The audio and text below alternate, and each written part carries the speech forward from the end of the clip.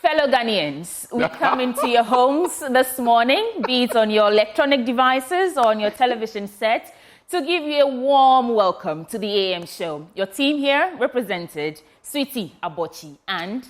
Well, yours truly, Benjamin Akakpo is the name. And of course, it's the start of a brand new week. We did Teraba, you know, in grand style right here on the AM show. But as we usually do, we have a packed lineup for you. But before we get into that, our proverb for today. You want me to go first today? Yes, you go first today. You want me to go first today? Yeah, go first today. You've forgotten about ladies first. I'm still thinking about mine, so you go first today. Yeah. Okay. Mine today is very simple. I can for you, baby say, "What's brodia? No, what's kwedu?" And now say, if you don't kind of say, "Udia brodia? No, udia kwedu." In other words, as you grow the plantain and invest your hopes in there, grow banana by the side, just in case the plantain harvest fails. It reminds me of two sayings in English. One, don't put all your eggs in only one basket, right? And the second one, the stone the builders rejected became the cornerstone. So sometimes in life, whether it's financial, relationship-wise, you invest so much in one, forgetting that, well, you just might be looking at a pot instead of one, because if that one crumbles, then everything is gone. Inti, wasun brodia, no wasun kwedu. And I say, wudua brodia, no wudua kwedu.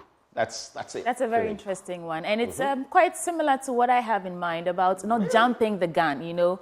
They say the piglet asked the mother, the pig, that why is her mouth so big? And he said, whenever we say that,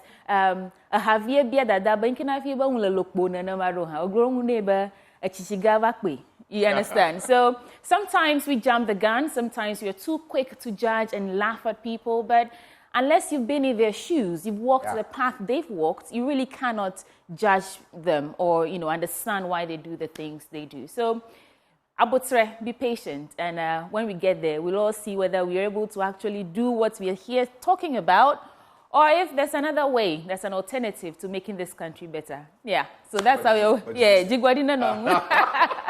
That's how we'll welcome you to the start of the show. And in a little bit, I'll be serving you the news, and then we'll get into the news review. Today, member of the governing New Patriotic Party's Manifesto Committee on Education, Dennis Dafeamekpor, will be our guest for that segment. And then from there, we'll get into sports with Muftau Nabila Abdullahi. And then after that, we get into our big stories. Number one, we're talking about that situation between the legislature and the executive. Well, guess what? Member of Parliament for South Dine, Roxanne Nelson Dafeamekpor, is on his latest situation regarding the Anti-LGBTQ+Bill and the president's refusal to assent to it. He's been back in court, and we'll be talking about the entire situation right here on the show. We'll be hosting him as well. Also on the show, President Akufo-Addo will later today launch the Ghana Smart Schools project. The project is part of efforts by government to enhance e-learning and digitalization. You know, the Ministry of Education says this initiative will bolster senior high school education by providing teaching and learning management systems, digital learning content, and electronic devices to all senior high schools and TVET schools nationwide. The launch is happening today. We'll be live for the pre-launch conversations and also give you a live coverage of the event. Myself, I'll be out there today to bring you all that later today. And of course, that is what we have lined up for you today. We're looking at some very interesting content. And in the course of the news review, just look forward to it, because I'll be celebrating those exploits in sports that we have chalked at, Accra 2023, the African Games. Some bright spots, we must celebrate those. It doesn't take away from the melee that has, characterized it on many fronts. But at least what must be celebrated, we will celebrate. When are we getting our football in the studio and, doing... Tomorrow do something small. Football. Nah? You want to come and toss football? I thought you said you would have wanted to play for the Black Princesses back then. Jigbodi don't know. Oh. But during the speeches at the closing ceremony of the All-African Games, you realized that a lot of those who spoke said this was the best organized African Games. It was the most successful. Who? The sports minister said it. Oh. Anyway, I think I should leave that to when you get to the news. I just wanted you to get to that, because about, it's like tickling yourself and laughing. It's not to say they did nothing. Yeah. You can't say they did nothing. Yeah. But comparatively. Let's even look at Morocco 2019. What are they talking about? Right, guys. Welcome aboard the AM show. Let's get into the news and then the conversation starts. Stick with us.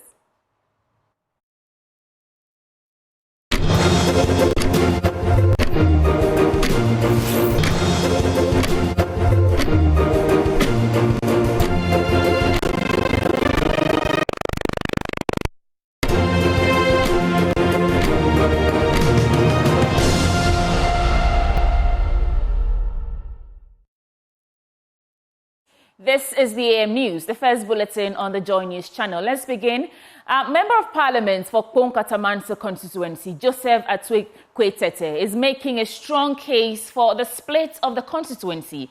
His call comes on the back of what residents refer to as a significant underdevelopment of the constituency, particularly in the areas of road infrastructure and health facilities for the over 400,000 residents. Speaking to Joy News in a yet-to-be-aired feature, the MP insists that the challenges of the underdevelopment are rather due to the vast nature of the constituency, hence the need for it to be divided. I fully agree with that, because I've mentioned the population for you. And the problem is that the common fund, we all have the same common fund. So if you have a smaller constituency with small population, they'll take the same common fund. So we really need more constituency in Kpong-Katamanso, at least 3 or 4. So that whatever reason we have can also reach out to the people. If it is divided into 3 or 4, it means we are going to get 4 or 3 common fund that we will use to support whatever activity we are doing. But as it is now, it is really difficult. So I'll support that aspect fully, that the constituency needed to be divided. It's not easy at all. It's a difficult terrain and it has to be divided. People say Ashaman has highest population, but I can tell you that we have double the population of Ashaman, Kpong-Katamanso. So if other constituencies need to pay school fees for maybe 8 or maybe 5 people, the people who come to me will be more. So that puts serious pressure on our work. And also amenities. Yes, the population also put pressure on our amenities, the schools, the hospitals, even our roads. Look at the traffic when you are applying these our consensus. So they need to divide it. It doesn't, whoever you are, it will be difficult for you to manage Kpong-Katamanso consensus. But William Asante, the New Patriotic Party's parliamentary candidate for Kpong-Katamanso constituency, insists that such a division would lead to a waste of scarce national resources. To him, the call by the MP of the area amounts to the lack of capacity to effectively manage the affairs of the constituency productively. That is a fair call, but, well, it's like, having the capacity to manage a big company. You would want it divided so that it's into smaller blocks. But if you have the one who can manage it as big as it is, then why worry? We're talking about the increase in the number of seats in Parliament. If that is anything to worry about, keep Kpong-Katamanso as it is if you don't mind, and have a better person to represent it, or split it and have 2 people to manage it in parts. But if you have one who can manage the 2 together, why waste resources when one can manage it better? The NPP parliamentary candidate-elect for the Elembele constituency, Kwesi Bonza, says it is time for the people of the constituency to change the Member of Parliament for the area, Emmanuel Amakofi-Boa, for non-performance. According to Kwesi Bonza, who is the current district chief executive of the area, he has what it takes to bring massive development to Elembele. He secured 523 votes out of a total valid vote of 787, with his contender securing 264 votes. Kwesi Bonzo was speaking about the win and what it means to the party ahead of the 2024 elections. It's clear that the party is solidly behind me. For one to get 2/3 of the vote cast tells you that in this era of competitive elections, the party has rallied behind me. For this is the 4th time I'm contesting the parliamentary candidate, and we can't afford to lose for the 4th time. So I want to urge everybody to come on board. We are immediately going to start the process of reconciliation, bringing on board all those whose vote I couldn't win. I need their support. I'm going to reach out to them, make sure that they will support in our quest to wrestle the seat from Honorable Amakofi-Boa, who has been around for about 16 years and has nothing to show the people of Elembele, except a slogan of being called an action man. So we believe that having been a DC, with all the good works, the records that we have here, and the leadership of our party behind us, and the rank and file behind us, we believe that we'll be able to annex the seat party in 2024. You know, my opponent, he did well. He got quite a number of votes. He has obviously some supporters behind him. So the reconciliation will start right at his backyard, and then we'll move into all other communities where we didn't perform too well. But all in all, we want to bring everybody on board. All professionals, non-professionals, teachers, nurses, identifiable groups, to make sure that we build a winning coalition in this constituency to capture the seat for the new patriotic party, because we believe that Dr. Mahmoud Bawumia is definitely going to build the 8, and once he does that, he needs a majority parliament to be able to execute his programs and policies for the benefit of Ghanaians. So we want to make sure that we are part of that government in the 9th Parliament of the Republic of Ghana. The Ghana Youth Guide, an NGO, has begun a project to engage stakeholders in the land distribution process to help more women and the marginalized secure land for agriculture. The project is also to help train the youth on issues of climate change and its impact on agriculture. The executive director of GYG disclosed this in an interview with Joy News at the sidelines of the launch of the project.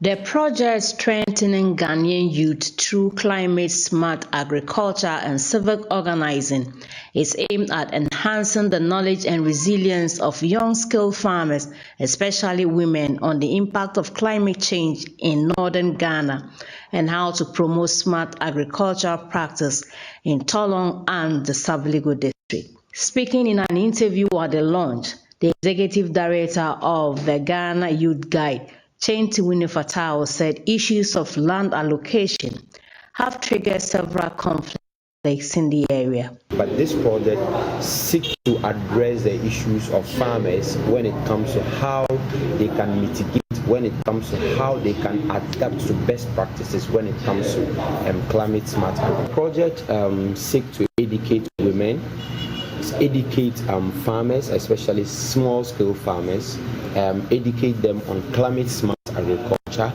The project also seeks to engage with major stakeholders when it comes to our development. Because if you talk about agriculture, you can't talk about agriculture without talking about land issues. And as it stands now, land issues has brought a lot of conflict in northern Ghana. And this project, we seek to engage major stakeholders to see a role that they can actively play when it comes to land distribution, when it comes to land border, when it comes to allocating lands to women farmers to go into agriculture. So this is what the project seeks to do. The administrator of the Ghana Youth Guide, Kipteya Farouk Mohammed, gave a brief background of the project. We are in the first phase, and then we seek to support 50 Ghanaian youth in 2 districts in the northern region. That is the Sabaligo district and the Tolong district. And we have 50 farmers that are being enrolled on the first phase. And then the project is for the period of 9 months. And so in these 9 months, we'll be taking the farmers training. When it comes to things that are required to farm productivity.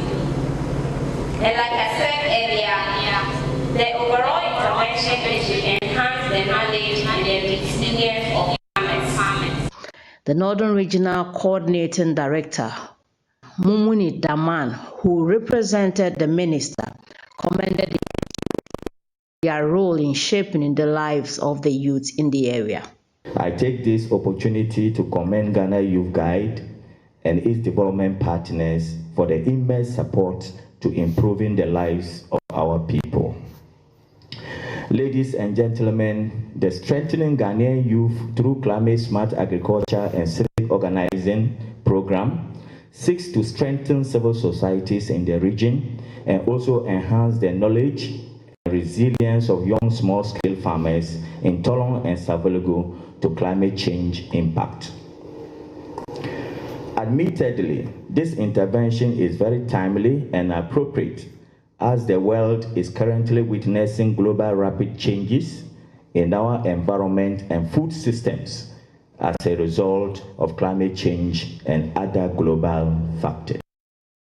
In other stories, the West African Gas Pipeline Company Limited, WAPCO, says it has resumed gas delivery at its regulating and metering station at Tema after a system shut down. Several parts of Accra had the power taken out yesterday, with many left to guess what could have been the reason.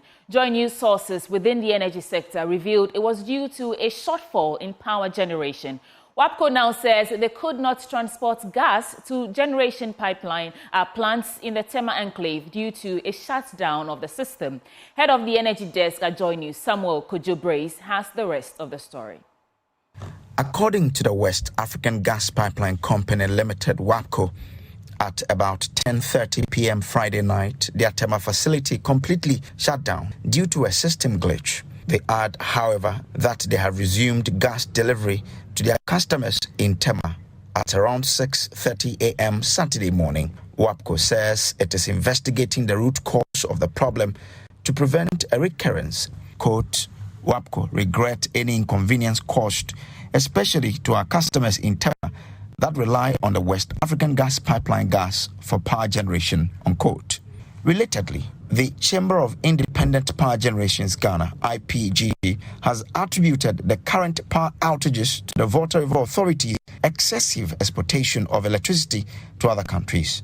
The CEO of the chamber, Dr. Dafeamekpor, explains that the VRA is focusing on exporting power to neighboring countries and not meeting its domestic obligations. Dr. Dafeamekpor note that though the VRA has been tasked to explore the export market to reduce the burden of idle capacity on government, it also must do so within the law, adding that it is a great disservice to Mother Ghana and Ghanaians for VRA to be exporting the most affordable hydro generation to neighboring countries, whilst the Ministry of Energy, PRC and ECG remain unconcerned and force the Ghanaian taxpayer to pay for the expensive thermal generation and also sleep in the dark. Right, now some students of the Al Farouk College of Education in the Wenchi municipality of the Bono region are calling on the general public to consider scrutinizing manifestos of the various political parties before casting their ballots for them in the 2024 general elections.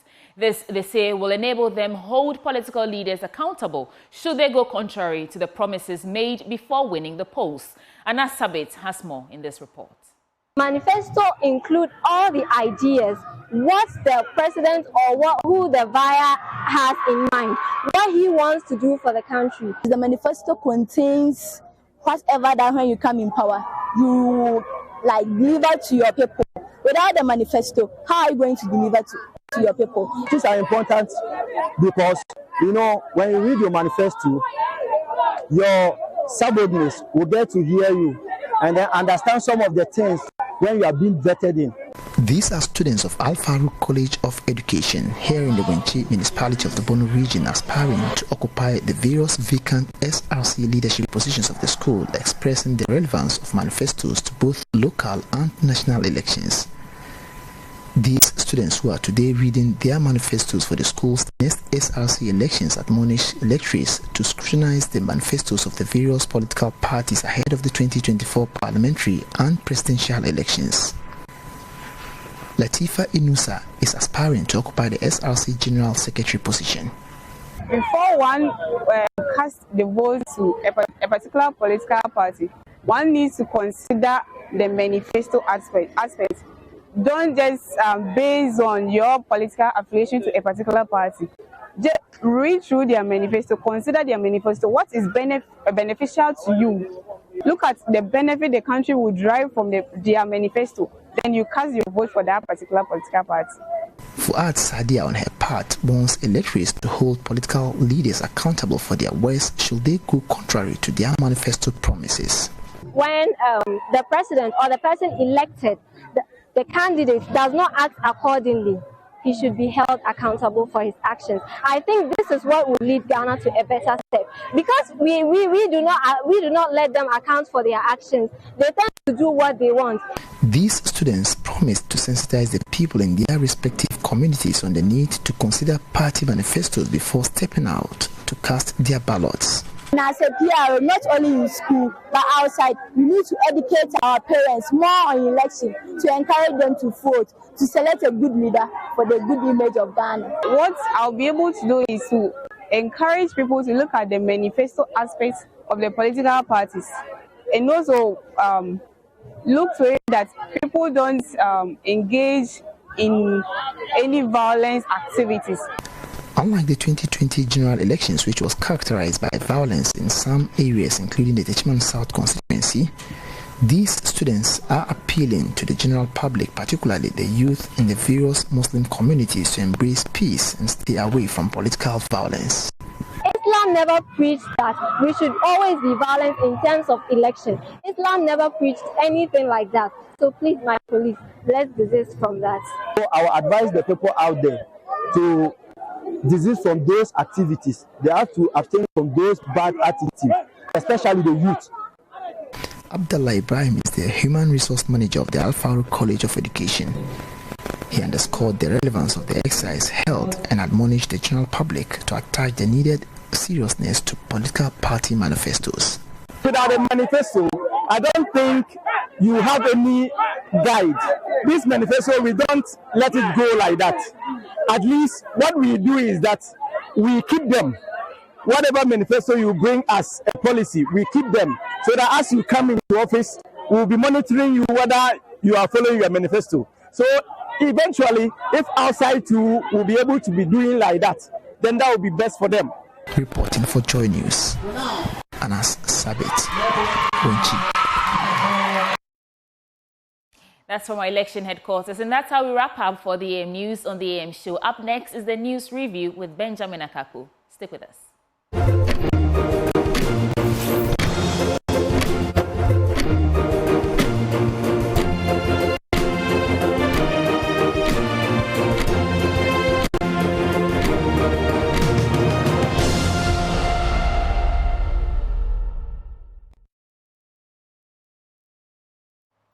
Welcome back on the AM Show. Time now for us to dig into our stack of papers. I have one, and my guest, whom I'll be introducing to you shortly, has his own stack of newspapers this morning. But we're going to be dilating on all the relevant content like you know we usually do here. But let's start by acknowledging Endpoint Homeopathic Clinic. They help us every weekday to serve you the news review. And today is none different. Now, if you haven't heard about them yet, you're missing out. If you're a man, if you're a woman, they're offering special packages to you. If you're a man, prostate screening absolutely for free. If you're a woman, fertility screening as well for free. Now, these two areas could compromise your reproductive capacity, among others. Why wait?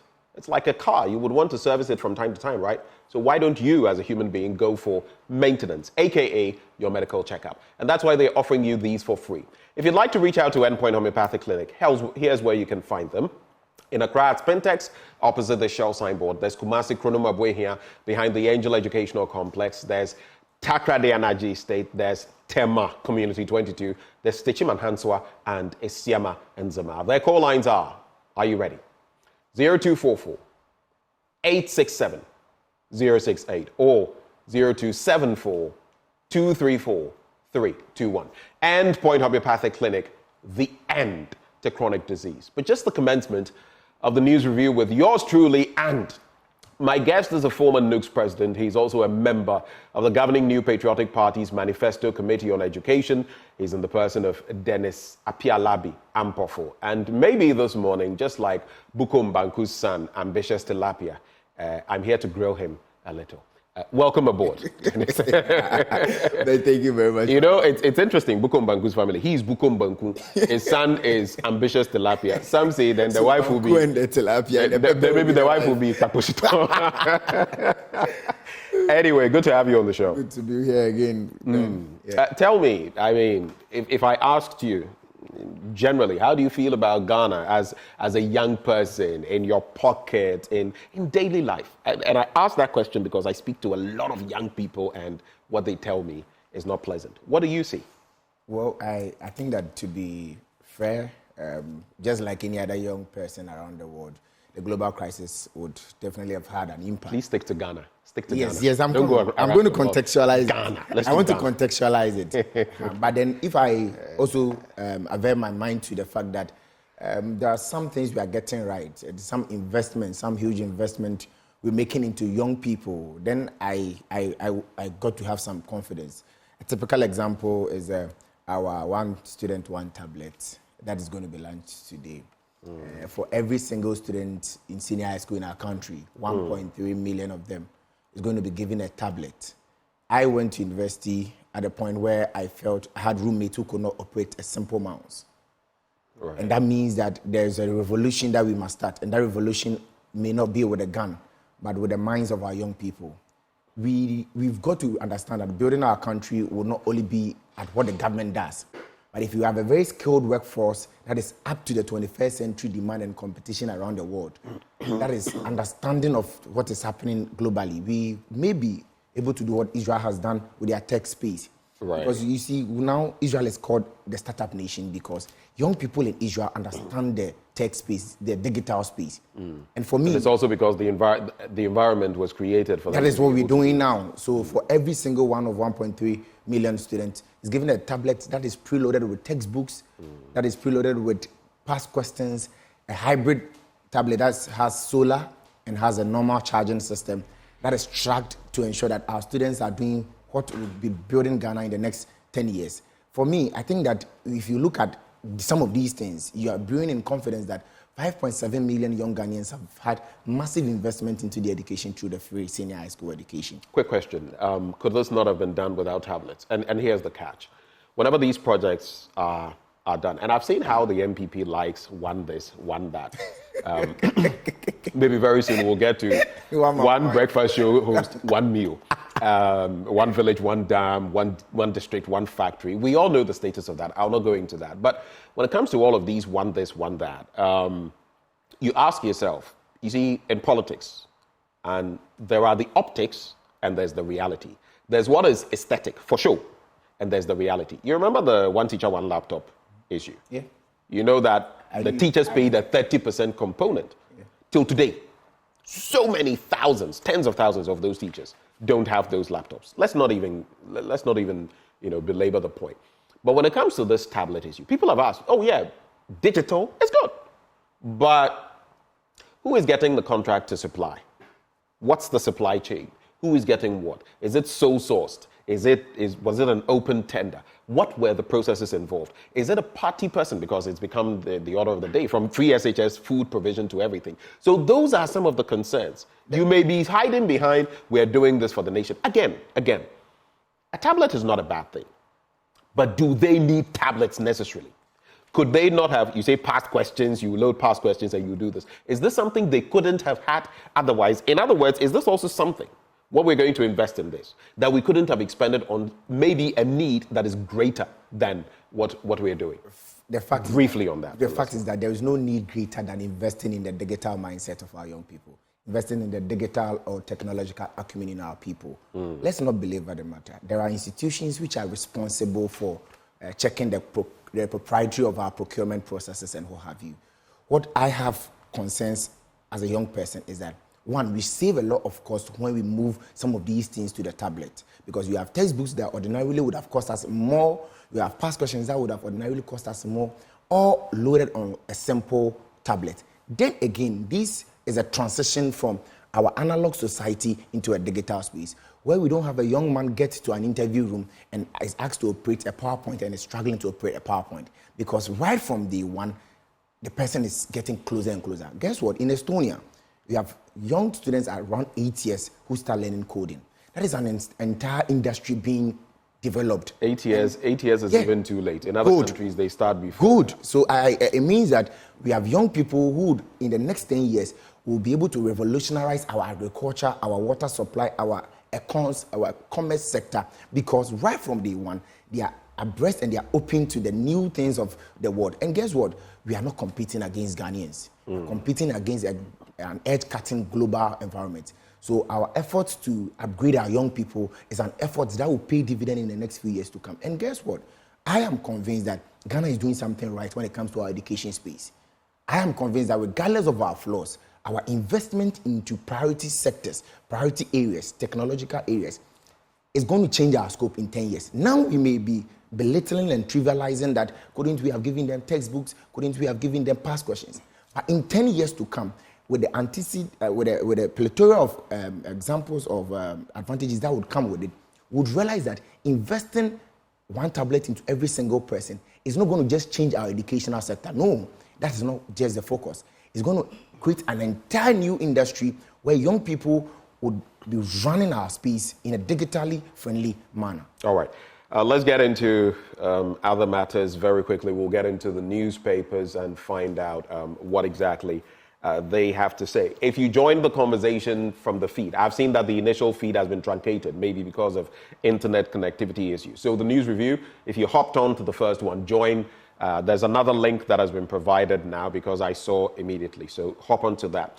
I see a message, and it reminds me of something that a friend was sharing with me yesterday about a gentleman who's so frustrated with life, he wants to commit suicide. And my friend had to counsel this person. This person was texted during church service. I'm only bringing this up because guess what? In the train of messages in the new feed, I see someone, Kato Tiones, say, "Hello, dear friends, I'm really thinking of committing suicide. I just need to talk to someone." And I see someone respond, "Go ahead and kill yourself." No, don't. You see, don't take these things for granted. I do know there are scammers out there. Don't think I'm not an idiot. I know. But there are also people, you never know who actually is in there. I've dealt with 2 people like that before, twice. Not very pleasant. So don't take it for granted and don't send responses like "go ahead," and you never know. So, Kato, reach out to me. Just look for me on Facebook, Benjamin Akakpo. Send me a friend request and drop me a Facebook Messenger message. I'll talk to you, right? And if you need help, I will speak to some people who can actually give you the help. That is if this is a genuine issue. So Kato Tionest, if that is your real name, reach out, ignore the comment from Yao, and let's see what happens. So we have a stack of newspapers here this morning. Later, I'll give you the opportunity of talking, and if it slips my mind, remind me about the smart schools and the launch later today. But I'll start with the Daily Graphic newspaper. We're going very quickly.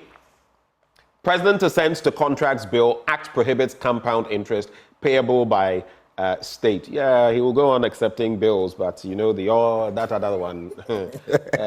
It's in the sea. Speaking of the sea erosion threatens defense wall projects. And then Ghana sweeps its highest medal haul in African Games. I'll get to this one and I'll have a lot to say. Graphic UPSA signed MOU to promote business. But let me start from the back page. Ghana sweeps its record medal haul in African Games. And African Games end with spectacular ceremony. So the 13th African Games, Accra 2023, came to an end in an explosion of celebration marked by a vibrant closing ceremony and a record-breaking turnout at the University of Ghana Stadium as Team Ghana delivered its best ever performance in the history of the continental event. Surpassing all previous benchmarks, Ghana clinched a remarkable 6th place overall on the medal table, bagging an impressive total of 68 medals, 19 gold, 29 silver, and 20 bronze. This feat eclipsed Ghana's previous best of 27 medals during the 1973 African Games in Lagos, marking an extraordinary leap from its 2019 outing in Rabat, where Ghana secured 13 medals, finishing a distant 15th. So it goes on and on, but we know about the exploits of is it Samuel Techi and the Black Bombers, and the boxers who represented us. We know of the exploits of course, Bukom Bankusan, Ambitious Tilapia, and then some of the athletes performing, Amwa bagging the 200 meters ahead of the Ivorian contender. Then I really have to celebrate the Black Princesses. I hope they get what is due them. Okay, let's not just talk about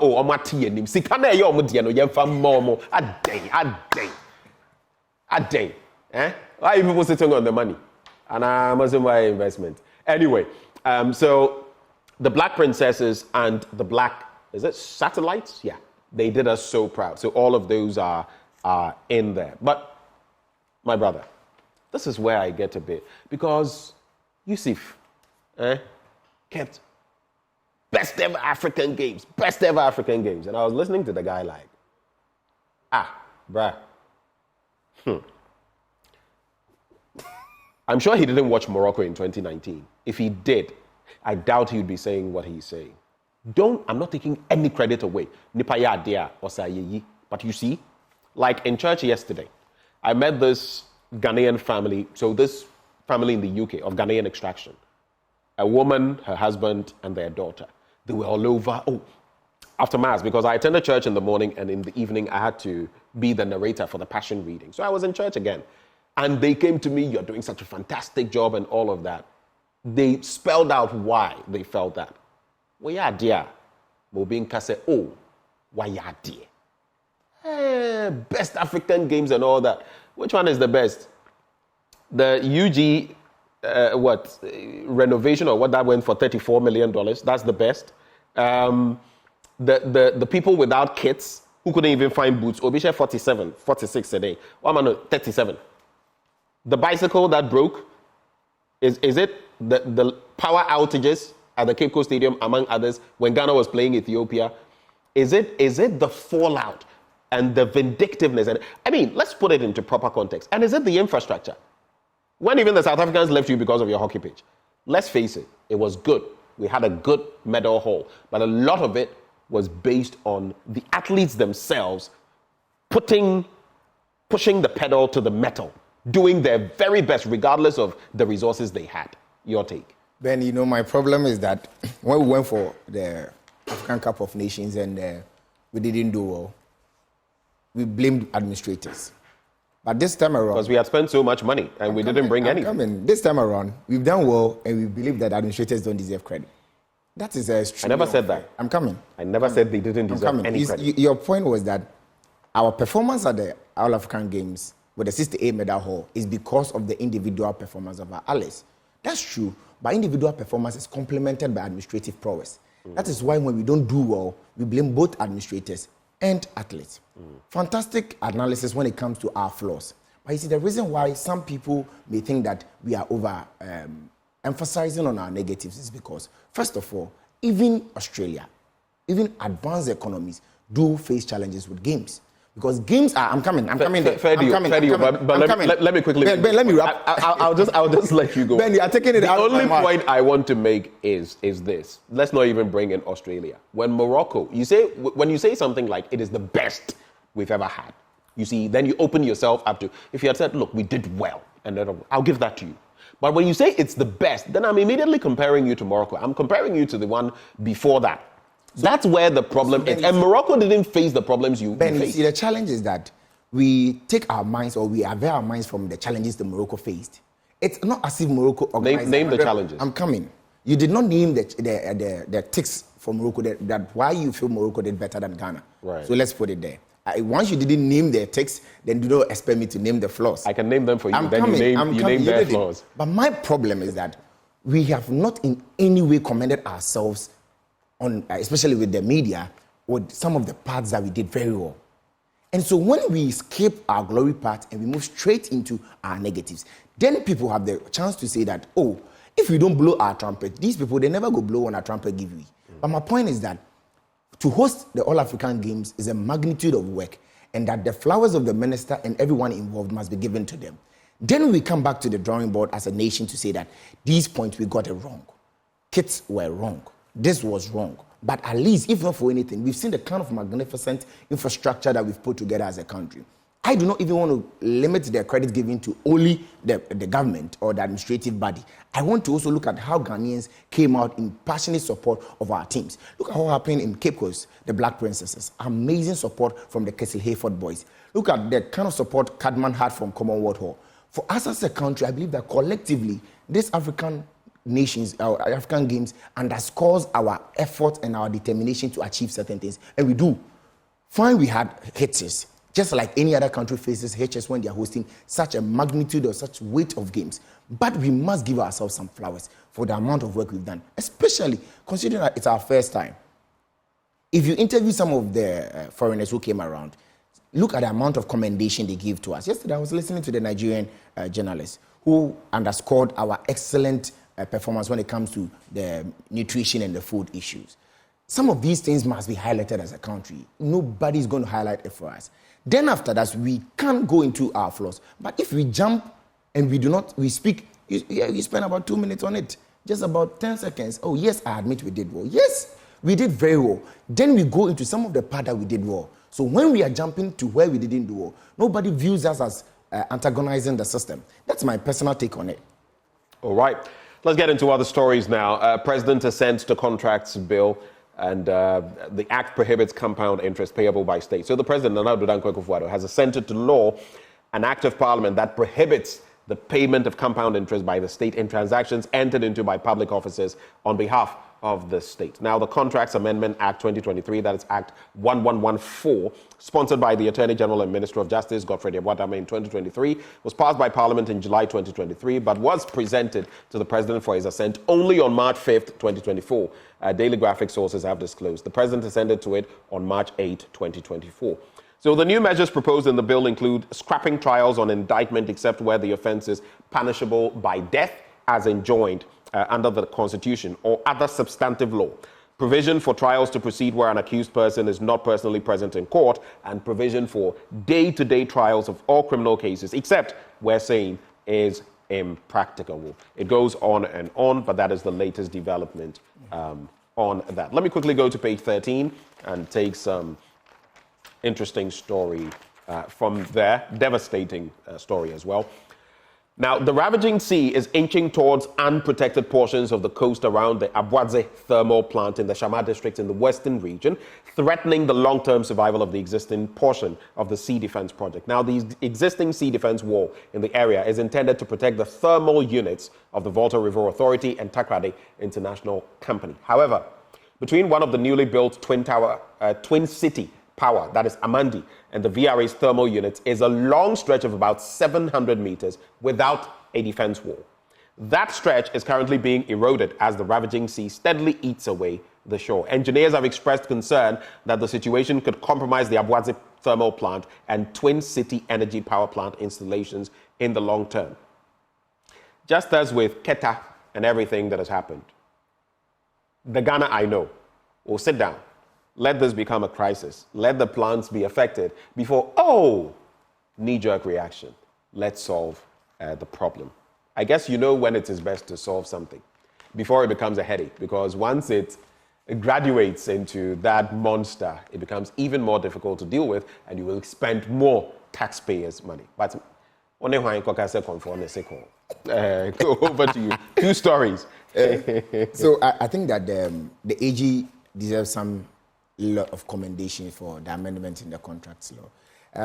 It's a right step that saves us a lot of money, because we were subjected to the mercies of compound interest whenever we went into contracts. So now, whether you're a state agency, no matter who you are, when you're going into a contract, the law forbids you from going into contract. That puts our country at the mercies of compound interest. Because compound interest, every businessman will tell you that it's neck tearing.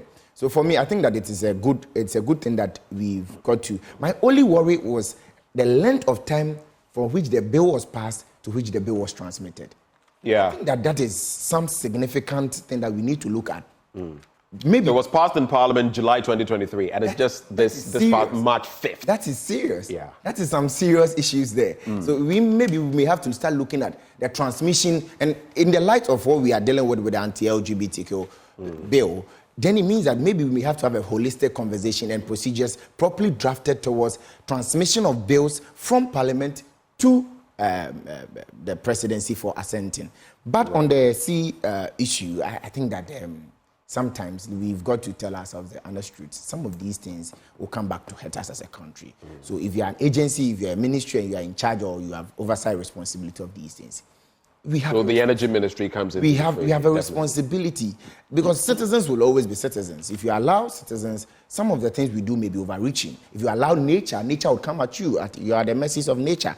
So we have a responsibility as leadership to put our monies where it protects our country. All right. Let me just do some headlines. I'm not reading any stories further. Easter Road Safety Campaign launched. That's good to hear. Let's save lives. And in politics, big issue, new standing orders. You have the likes of Dr. John Osai Kwapong. He says the orders are bold and impressive and hold promise for the institution. Roxanne Nelson Dafeamekpor, Member of Parliament for South Dine, whom I'll be hosting today, says the rationale for the review of the standing orders was, among others, to address the procedural gaps in the November 2000 orders. On the international front, over 2 billion people lack access to safe drinking water. That's according to the UN. And that's why we ought to protect our water resources and not allow Galamsey to do what it will, because in the end, we may not get some to drink, we may survive now. How about your children? How about their children? That's it for the Daily Graphic. Let's get into two papers you have. Okay, so first is the publisher. Talks about 5 shortlisted for Bawumia's running mate. Atameo's fate can befall Mahama. Kwesi Ahoy tells Nana to get ready. The 13th African Games records highest medal haul in the history of Ghana. Tanzania energy team understudies MP. I think that my personal concern is raised with, I don't know if you've seen Kwesi Ahoy's video. That's some neck-grabbing comments out there. What do you have to say? Of course, you find it nerve-wracking. But it is actually serious. Right. We don't talk about that as though it's a passing comment. And for me, it was quite a backing. If you look at Professor's posture, it's clearly an uncomfortable seat she was on to cite the death of Professor Mills, may he so rest in peace, and link it to former President Mahama in the event he wins, and then tells Professor Nana to get ready. So what does that do really? Especially as you're talking about debt, and we are sitting on the kind of debt we are sitting on. What does that do for you? What does it bring to mind? Oh, I think that for as a young person, it only tells you that some of the comments that when you have the opportunity, you've got to be careful with the kind of comments you make out there. It's the first lesson I pick out of it, because now it's a headline that we are comparing the death of Professor Mills to a possible elimination or death of President John Mahama, former President John Mahama. And that is quite interesting to note. But then the publisher also speaks about 5 shortlisted for running mate. It talks about some rumors and guesses about Dr. Mahmoud Bawumia presenting Akusua Frimo Poseo Pare, Dr. Osei Iyaweduchum, Irene Natoshi Adulati, Mr. Kojon Safwa Opoku, and then Dr. Matthew Opoku. The latest one I've started seeing in there is Kojon Safwa Opoku, a good friend of mine. Yeah. We fight, and then when I say fight, not necessarily, but we agree to disagree, and then we also converge. I'm wondering how his name got inside. Maybe you asked him when you met him. Pardon me. Maybe you asked him when you met him. That's not what I want to know. You are walking in those corridors. So but then, these are all rumors, and I have said that we've got to cut some slack to the flag bearer. Let's allow him the space. Let's give him the respect. Let him make a choice and bring it, so that we as a party can now decipher and take it. Is it really going to be his choice? I think that the constitution of the New Patriotic Party is very clear when it comes to... Don't tell me about the constitution. Where we are sitting now. I'm sure if he alone had to do this, he would have a running mate already. We've known of the situation constitutionally, that constitution you're pointing to. They had to make room, go past the constitution. Because if you were going by the constitution, you should have a running mate. You should have had a running mate by now. You had to circumvent the constitution to allow for more time, to allow for other processes. So, and I spoke to Dr. Nyaho Tamatlo, and he said that, look, one of the reasons Dr. Bawumia is struggling even to name a running mate is because he is not his own man. I'm sure you watched that interview. So that gives room for, people thinking, I don't know whether he's his own man in getting a running mate. I think that the concern when it has to do with, is he going to do it alone or is it going to be his decision, is something that is serious. But we've got to look at the other side. He's going to choose a possible vice president for this country. And as for that, for the magnitude of it, it cannot be just his mind. It ought to be something that is born out of consultation too. I agree. Whereas it emanates from him, he has a responsibility to be a listening leader, which he is. He has a responsibility to bring everybody and rally everybody around the table, because at the end of the day, we have a responsibility to work with that person. The party has a responsibility to align with the choice he's going to make. So it is only right and right and only smart leadership that you consult widely to bring everybody, so that people who do not even agree with your choice would have reasoning and will see sense in the choice and the direction you're taking. I completely agree with you. But there's also a certain level of, when Nana Akufo-Addo wanted Bawumia, it was clear. Some party members felt this and that. And this guy, how long has he been in the party and all of that? You remember those stories? Yeah, I do. He stuck to him. Yeah. It was clearly Nana Addo Dankwa Akufo-Addo's choice. Do you get it? There was no beating about the bush. Mm-hmm. In the case of Jane recently, it was clearly John Mahama's choice. No. Because if you look at the discussions and what we saw, the communication to us, he put her forward again, and there were consultations and all of that. But it was his choice from the start. It could have. Well, I mean, there are so many things we get to hear, interactions, but it could have been that the party could have said, because from where I sit, there were so many other names that came up. 10 months there were so many other names that came up. Mm-hmm. And they could have chosen to go any other way. He stuck to his guns. The party deliberated, the National Executive Committee, among others, and they sided with it. I'm not saying that it was his soul, but I'm saying that when you look at these two instances, Nana Dankwa with Bawumia and John Mahama with Jane, you see a certain level of the leader himself saying, I want this person. In this instance, I don't know whether Dr. Bawumia can do that. My only challenge is that we are not cutting slack. We are not giving the man his due. First of all, President Mahama took 10 months to name a running mate. And nobody mentioned that his constitution allows him to do I'm coming there. Your constitution doesn't. I'm coming there. Nobody said he's not being his own man because of the length of time. Right. Nana Addo Dankwa Akufo-Addo nominated Dr. Mahmoud Bawumia. And nobody said that he's been pushed to, regardless of the view that some caucusmen might have gone behind the stage. Right. But when it gets to Dr. Mahmoud Bawumia, it takes time to do consultation without any iota of evidence to suggest so. Now we say that he's not being his own man. I think that we are not being fair to Dr. Mahmoud Bawumia. What we have to do is to wait for him to announce and see if he backtracks. Because when Nana Addo Dankwa Akufo-Addo announced, he did not backtrack. Right. When John Mahama announced, he did not backtrack. Dr. Mahmoud Bawumia has not announced. So we cannot necessarily now come to judge that he's shaky and he's unable to make a decision. Well, actually, I'm not saying that. It's Dr. Nyaho Tamaklo, a founding member of your party. I want to reserve my comment. I don't know, so if you have any way, take it to Dr. Nyaho. On Dr. Nyaho, because I don't know what to find myself in any controversy and trouble this morning. Good for you. Is there something else you'd like to look at before we wrap quickly? So then the next paper I would want us to quickly look at is the Finder, a historic medal hall. Team Ghana justifies decision to host the games. Right. Dr. Mahmoud Bawumia says I would be more accountable to Ghanaians. And then Koka says that announcing running mates would kill intense lobbying. And that is on the front pages. Then coastal communities grateful for the sea defense project in the coastal areas. Yeah. So that's from the Finder newspaper.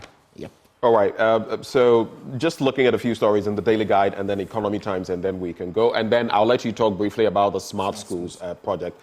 Stop misleading public, VRA to IPGG's Elik Blim, and then Kwesi Ahoy sparks outrage in NDC. Will turn TOR into profitable enterprise. That story is on page 6. Yeah, even as the president and his entourage, Obia went to the Sentu or whatever, going to launch like a beeline, the entirety of Chrome Hall. Anyway, let's do these two quick stories.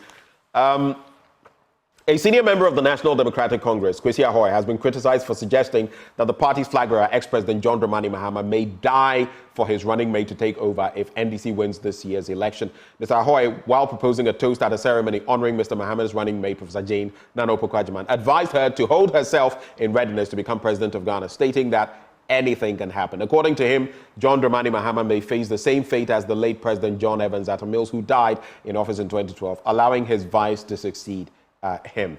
On this story, there is something about life and death, and I'm very careful about. So I don't know what crystal ball Kwesi Ahoy has looked into, but I'll leave him to that. Death, it's like we say in Chi, So once you start talking about death, maybe they say when you see your neighbor's beard on fire, what do? You put yours in water. So that's my reaction to that. On page 6, so you have crucial role to play in Victory 2024, but stop misleading public. The Volta River Authority has reacted strongly to assertions by the Chief Executive Officer of the Independent Power Generators, IPGG, Dr. Dafeamekpor, that its export activities are affecting the supply of energy to the Ghana market. In a strongly worded statement, the VRA described Dr. Apetogbor's claims as erroneous and misleading. It goes on and on, but that's the story there. Then, finally, just wrapping with headlines from the Economy Times, FDI declines by 139.4% in 2023. That is foreign direct investment. And erratic electricity supply. PURC demands load shedding timetable. And Ghana's economy valued at 841.63 billion. But by the way, ECG, I just want to say thank you that over the weekend you behaved a bit well. Hey, you did and all that. The hits go. The person just go. Then you go see say, hey, they make a bet some heat inside there. Me now feel. I said, what? Then when the light way, I open my door, my window. I see they make the mosquitoes harvest. Hey, simple. Anyway, smart schools, and then we are gone. 1 minute. In fact, less than a minute. Let's go. So I think that the smart schools project looks as a transition from analog educational system, where we are able to put our learning management system, that is the administrative setup, where parents can have access to their results, the results of their awards through a digital means, where students can have research without having to hassle so much just by a click of a button. So the government says that let's transition. So you have KG schools which are being integrated with digital system, and then the groundbreaking one student, one tablet policy, which means that every single one of our 1.3 million students in Ghana is going to receive a tablet. Coupled with the distribution of laptops for teachers, which is ongoing, I believe that what is going to happen is that now with a hybrid tablet, it has a solar system and it has a normal system. So if your lights go out, you still have the ability to still use it. It has an offline system and it has an online system. Right. It has a tracking system where we get to track every single student and what they do. And the good thing is that the revolving nature of it, if it is sport or if it is damage, there are 216 shops around the country which is going to help in the refurbishment and maintenance of it. I think that if there's anything that motivates me about this project is that we're gradually shifting the mindset of our country. That we won't have people who are, because of their financial background, won't be able to have access to some of these digital means. And by the effort of government, we provide solutions to young students and young people in this country. And today is a crucial day. Yeah, today is a crucial day. So today there is the lunch at the Accra International Conference Center at 10 a.m. where the president and the entourage will be launching it. And then distribution starts as soon as possible. I can assure all students of our country that everyone is going to receive 1.3 million of our students. All right. Do you know the total cost of the project? That I'll leave to the appropriate bodies to deal with it. And definitely we will sit here to discuss it when it comes up. No problem. I am sure you That's what I mean, Cash. I just asked a question, then you started. I just asked you a harmless, innocuous question. I was telling you that this is your new studio there. It'd be like roasting avenue. But for now, you are ambitious tilapia, and I'm grilling you. Anyway, right before we go, I see Yao Hope Ahiatrogan saying, Mr. Host, I'm very sorry for my comment. I meet them every day on some other platform saying the same thing. That is the person who was talking about suicide. That is the reason I reacted like that. Yeah, I totally understand you and I accept your apology wholeheartedly. Yeah, I know there are scammers out there, but sometimes you never know. It may be the genuine article and you may say something. Right before we go to a very special person, happy birthday to you. And the message is, we wish our dear wife and mother, Professor Margaret Japon, a happy 60th birthday. We appreciate her for her selfless life, family, and professional life. So selfless life, family, and professional life. God richly bless her. It's from Johnny and the girls. And Johnny here is our very own Professor John Japon, former Vice Chancellor of the University for Health and Allied Sciences. Top of the morning to you, Prof. And to Professor Margaret Japon, happy birthday. Have a wonderful day. Right before we go, though, Endpoint Homeopathic Clinic helping us bring you this segment. And They're offering you prostate screening for free if you're a man, fertility screening for free if you're a woman. Reach out to them at any of their branches. Across Spintex, opposite the Shell signboard, Kumasi, Kronoma Boy here behind the Angel Educational Complex. There's Stakra Energy State, Tema, Community 22, Techiman Hanswa, and the Siamanzima. Their call lines 0244 867 068 or 0274 234 321. End Point Homeopathic Clinic, the end to chronic disease. My guest this morning was a member of the governing New Patriotic Party's Manifesto Committee on Education, Dennis Apia-Labi Ampofu. He's been my guest. Thank you for coming. Thank you very much for having me. I like your suit. That's it. But I'm a Ghana man tinti me channel you. I'm a Ghana man tonight. I'm sorry na we na. About more. Okay. No, but do like I can't say. Sports is up next. Do stay.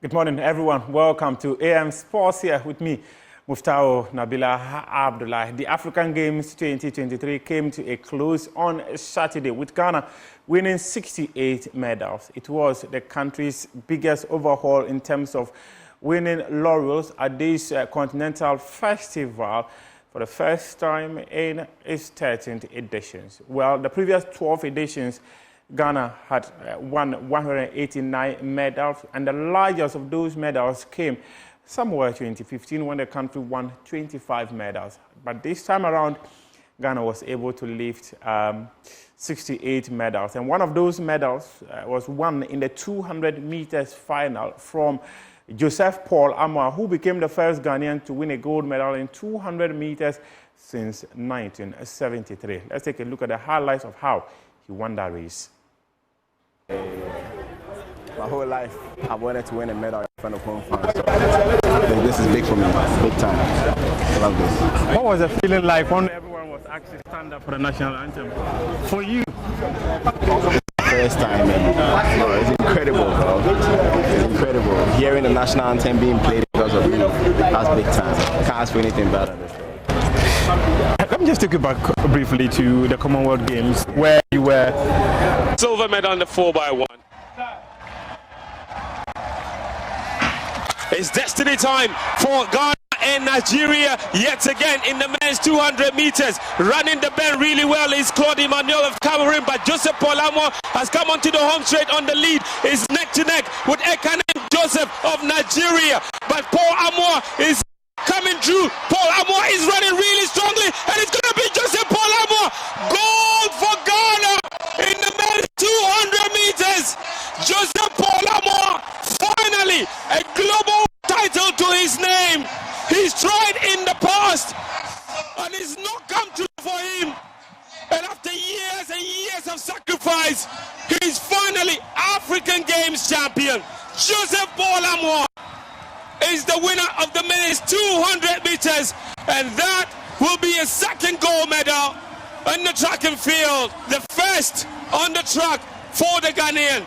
Remarkable achievement for Joseph Paul Amoah, 20.70. As they came through the bend, it was not obvious he was going to win it.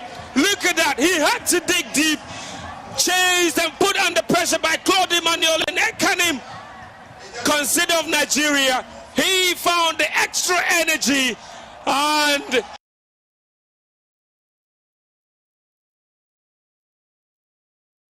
now we move on and hear from Joseph Paul Amoah, who won the 200 meters final, saying that there wouldn't have been a better platform for him to win it rather than in front of his home crowd.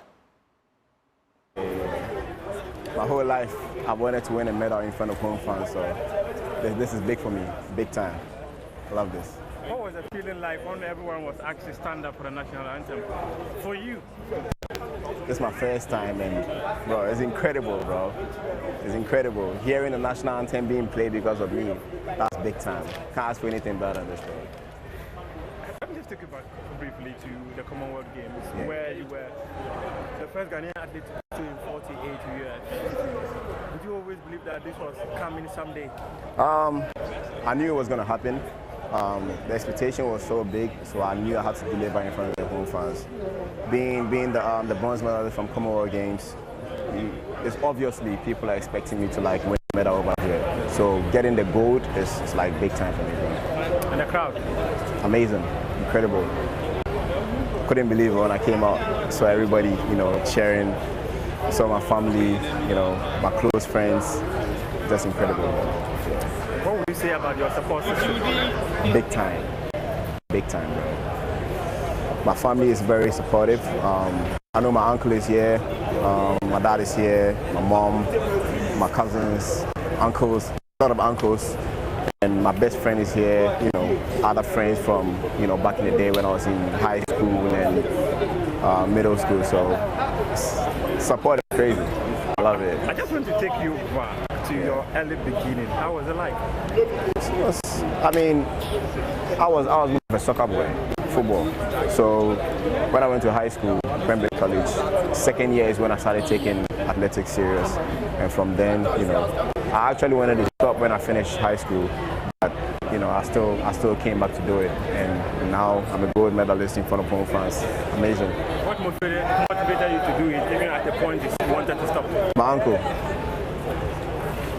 I said I had stopped, but he said, hey, if you know how to do something, don't let someone force you to do it. You gotta do it yourself. You know, like you gotta motivate yourself to do it. So kudos to him for bringing me back to the sport.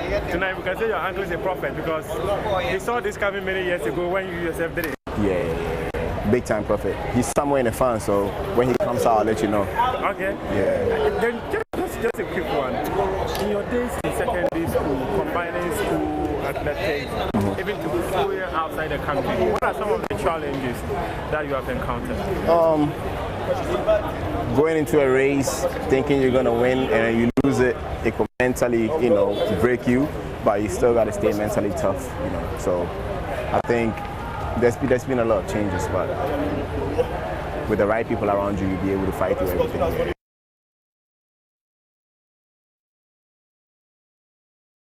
It was a night to remember at the University of Ghana Stadium on Friday night, and when Joseph Paul won that 200 meters gold. And after that success, Cadmon Evans Yamwa also cleared a height of 2.23 meters to win the gold medal in the high jump. The fans here, loses his height, just takes in his environment, and he would ask for the clap. And the home crowd would oblige. Look at that. Jama group. That's, I believe, is from, anyway, Evan Cadman. Oh, he has absolutely sailed that with space to spare, and they do the celebration of Cristiano Ronaldo. He's not going to lose this. He's not leaving this to come back. He wants to win this outright. This is turning out to be some competition. This is the superstar Ghanaians didn't know about, that they didn't know they had. Lots have been spoken about the others. Look, and the camaraderie with the other jumpers is just incredible. He's such a showman, and he's turning on the banners and turning on the heat on the other jumpers. The pressure now will be on Links Info Benjamin, Abobi Chuanello. Look at how high above the bar he was. This is phenomenal.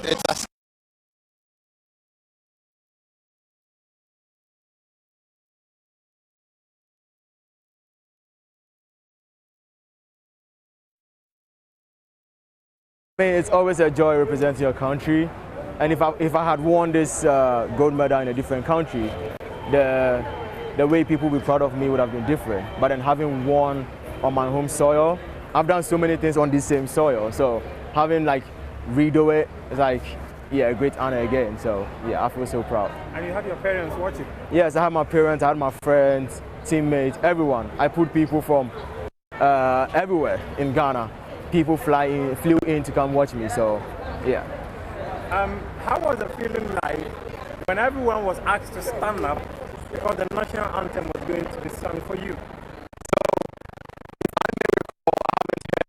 Like the Ghanaian national anthem being played for a high jumper, other than Rosie Yeboah, like a female high jumper. But then for the male, I don't recall any anthem being played for them ever since I was born. So having done that on my turn, it's like I feel so privileged, I feel so honored, I feel so proud of myself right now. When the crowd was cheering you, what was it like? Anytime you jumped, the crowd erupted. And if there was a roof on this stadium, it probably would have been taken off. So this is my home, as I said. I've been here before, competed 4 years, done so many things here. I knew what my people from the Commonwealth Hall can do.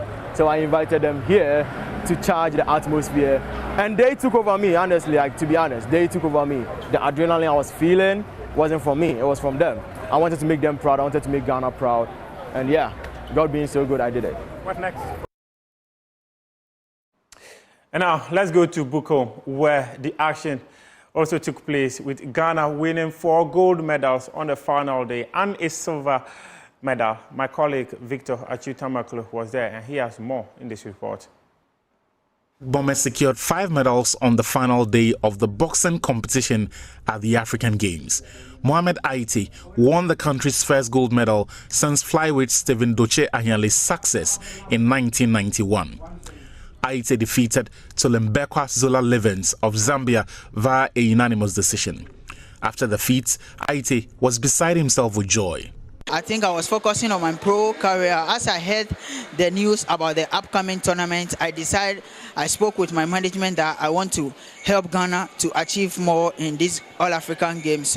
And my management gave me that opportunity, and I would like to thank the Federation President, to Bernard Quarty, also for his support and everything. You know, as they call me for the national team, I told them that I promised them, my name is Mohamed Golden Star, as everyone knows, and I'm a golden, so I'm just coming to give Ghana a gold medal. So that was my determination and my hard working. Lightweight boxer Joseph Kome was next in the ring.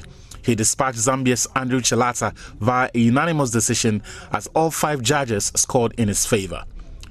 Gold at the African Games adds to Kome's silver from the Commonwealth Games in Birmingham on what is fast becoming an impressive resume. Kome was happy his first stint at the African Games ended in glory. I'm feeling blessed, you know, it's a blessing for me. Yeah. And that time, before I tell you that this is my first time, so I don't know anything about it, but I proved myself that no, I have to take the gold, you know, because I'm deserving that I will take the gold. Expect me Olympics medal, you know, I will take Olympics medal for Ghana. Yo. Ghana's third gold on the night came from Amadou Mohamed when he delivered a solid right hook in the second round of his bantamweight final contest with Zambia's Mwale Mwengo. That did the job, as the referee stopped the fight after Mwengo failed to respond to the 10 count. Next in the ring was Samuel Techi, Ghana's bronze medalist from the 2020 Olympic Games in Tokyo. He continued Ghana's hot streak when he won the light welterweight final via a unanimous decision over Zambia's Emmanuel Katema. Speaking after the bout, Techi reflected on a difficult professional stint and what motivated him for the games. I'll explain myself some more here, because after the Tokyo 2020, I went to professional. I sit down a lot and I come back to the amateur. You know, professional style is different from the amateur style, but in everything, God first, I'll give praise to Almighty Allah. And the disappointment in Italy, I was not shocked, because I had a lot of problems on my family side, so I think that makes me lose my fight. So when I come back, my dad talked to me, my mom talked to me, and as you can see here, I proved myself here. So if we are thinking to go there again, then we have to sit down with the elders, and it's bad case. It is what it is. Yeah. The only blemish on the night came from Abubakar Kamoko, son of the retired boxer Brima Kamoko. Ambitious Tilapia, as they call him, was essentially grilled by Osama Kanoni, losing eventually by a unanimous decision. Despite the loss, Tilapia's father, Banku, is optimistic his son has all the makings of a great boxer. Bossy, if you want to be the world champion, you know be mouth, you know be talking. Just you must listen to your coach. Training morning, afternoon, and evening running. Respect yourself. Don't drink alcohol, smoke, woman. You cut everything for yourself. And respect your coach of them every day for gym. And you pray for yourself. When you pray, God can help you to be a world champion. But if you're a boxer, when you smoke and drinking and woman, you can fail. Because boxing is a dangerous work. But this time I pray for Abu Kamoko to win the fight. Yesterday fight, some people are complaining that it's not get the fit. It's not a fit, but if here, this is the first time. This is the first time meet the crowd. You don't see the crowd before. If you saw the spirit, they come down. But they know that Abu, he have the feet. But today, everybody they see that Abu have the feet. Yes. Ghana's only medal in women's boxing came from Janet Sakwa, who won bronze. She opened up on the unique path of combining football with boxing. I'm a footballer. I'm a midfielder, very good footballer. Yeah, but I love the game boxing. I love the game because in my area, everywhere you pass is boxing. So I get interested in boxing, and through boxing too, and my belief that I'll make it in boxing. In the year I am now in boxing. So I really excited. I don't know. Winning this medal. I feel more happy. I'm very happy and excited. I'm very, very excited because in football I couldn't achieve this one, but through boxing I have achieved medals. I'm very excited. And it's not just a medal, but for a history. And one day, if I can remember, I have told myself that I have to make history. And today it has come true. So I don't know how to thank God, but I'm very excited. Very excited, yeah.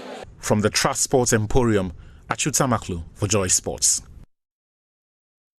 Anti-football, Ghana needed to leave it very late against Uganda, winning the gold medal in the men's under-20 competition in this year's African Games.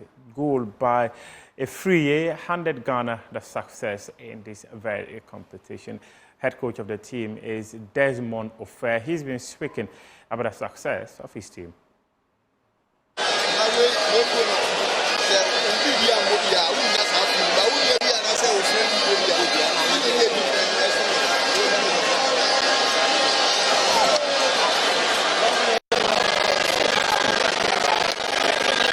We had some moves there by the Ghanaians. They kept moving, they kept going. They never stopped. A free again with this left foot strike.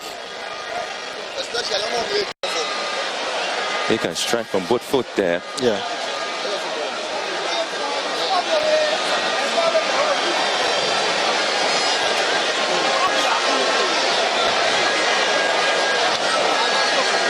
And when the Ugandans decided to construct something, they also had something coming out there.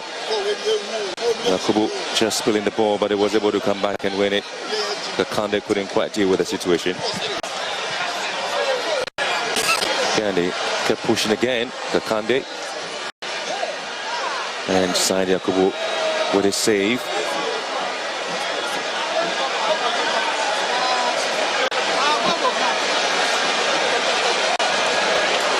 No, there was the moment where the 3 years magic just worked out for Ghana.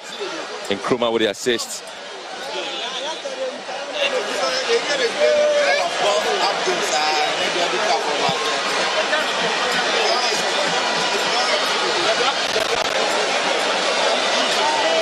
So that was the scoreline.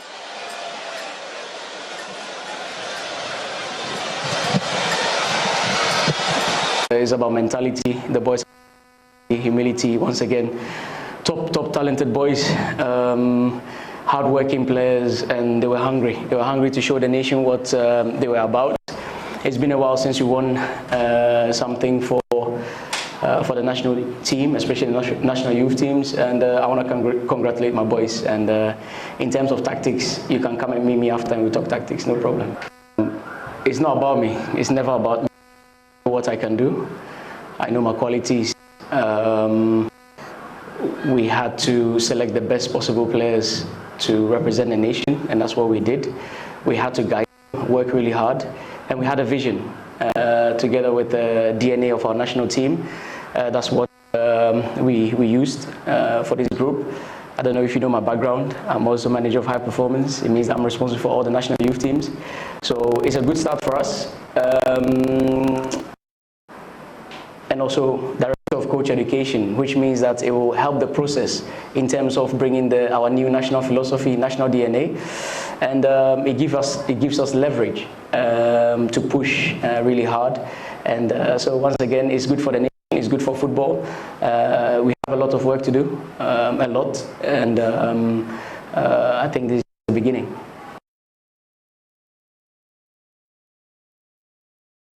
Let's end with some highlights of Ghana Premier League football. Accra House of Oak, their unbeaten run under new manager Abubakar Ouattara came to an end as they lost 2-1 to FC Samatex. And Kumasi Asante Kotoko, they have suffered a 4th successive defeat in the Ghana Premier League when they also lost to Nations FC.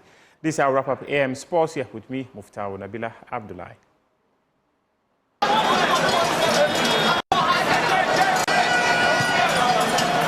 There's Settlements into the 18-yard box. Lovely pass. A chance for Samatex. Player is brought down. Referee was right there. Opportunity!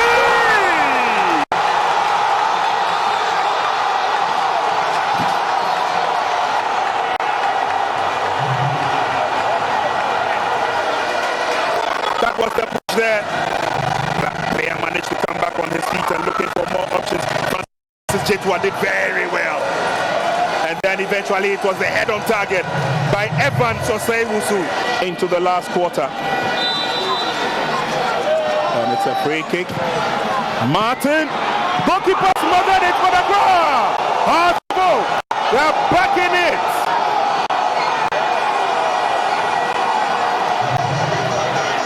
It was drilled in by Martin Kakari. Goalkeeper fumbled with it. Hamza was quick. Hamza was the fastest to react, got to the ball early for Atta to make a save. Samatex, he come forward again. The flag stays down on the far side. Evan! Oh! Sublime skill!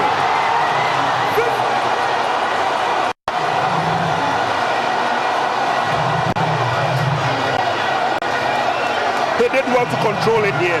But look at his sense of timing.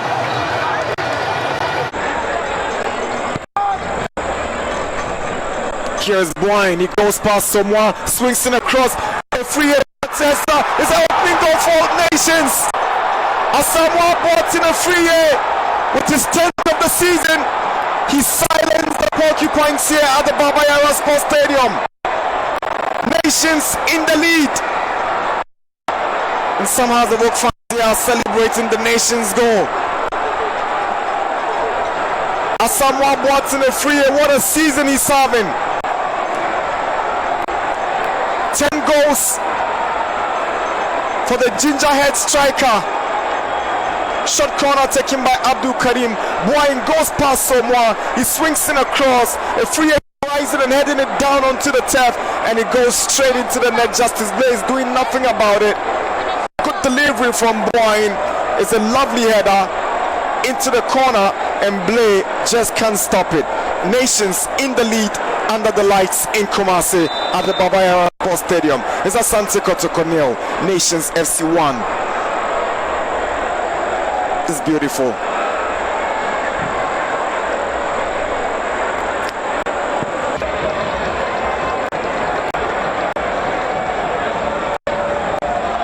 Good ball from Mensah, and the flag goes up, and Aqua is offside, it won't count. Samoa is offside, it won't count.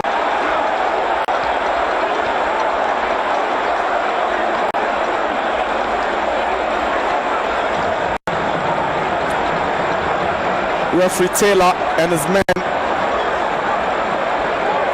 having some tough decisions to take.